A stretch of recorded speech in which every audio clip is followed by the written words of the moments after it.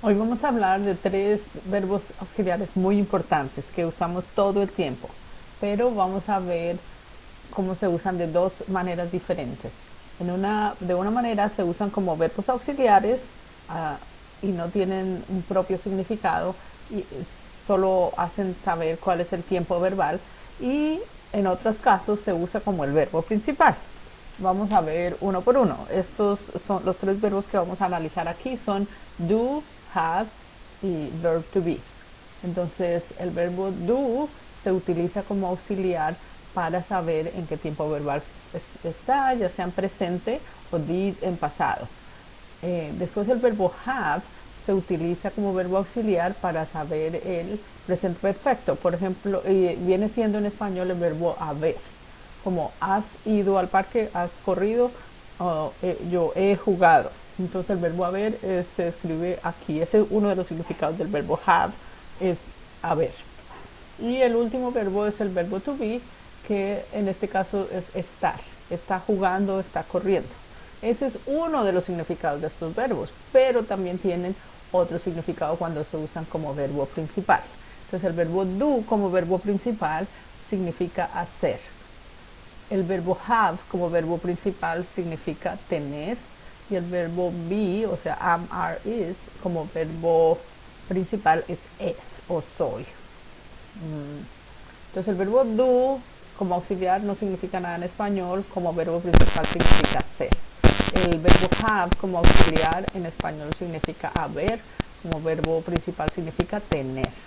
Y el verbo be, are, is, como verbo auxiliar significa estar, estoy, estás, y como verbo principal significa ser, soy, eres, es. Entonces vamos a ver aquí unos ejemplos. Eh, por ejemplo, la primera oración dice, do you work? Do you work? Eso significa solamente trabajas. Se utilizan tres palabras y en español solo se utiliza una, trabajas. Pero en el inglés se necesitan tres palabras: el do, que significa que es impresente; you, como si tú trabajas.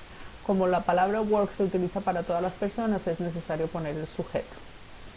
Entonces ahí solo significa trabajas. Pero en la siguiente oración, I do many things. Yo hago muchas cosas. I do the dishes. Por ejemplo, esta es una oración. Yo dice hago los platos, pero significa como lavo los platos. O I do the laundry. Yo hago la lavandería, o sea, yo lavo la ropa. Entonces eso es de hacer. Bueno, el siguiente verbo es have, y el ejemplo que tenemos aquí es have you worked there. ¿Has trabajado allí? Has trabajado, es el verbo haber. Pero en la siguiente oración dice I have three dogs. Yo tengo tres perros. Es el mismo have, pero en un lado significa haber y en el otro lado significa tener. Y los dos últimos ejemplos, are you working? ¿Estás trabajando? Y la siguiente oración, I am a teacher. Yo soy una maestra. Entonces cuando va con el verbo con ing significa estar, y cuando se pone el verbo solito, I am or you are, es yo soy o tú eres. Estas son las diferencias de estos tres verbos que son muy importantes y se usan todo el tiempo. Ahora les voy a mostrar unas oraciones que los usan los dos verbos a la vez. Vamos a ver. Por ejemplo, en esta primera, what did you do yesterday? Está el did y está el do. El did, ahí es el verbo auxiliar, que simplemente significa que está en pasado. Y el do es el verbo principal, hacer, que hiciste ayer. Hiciste porque el did nos dice que es en pasado. Ahora la segunda oración, have you had this soup before? ¿Has tenido esta sopa antes? Porque vendría siendo has probado esta sopa antes, pero el primer have significa has, como de haber, y had significa tenido. Has tenido esta sopa antes.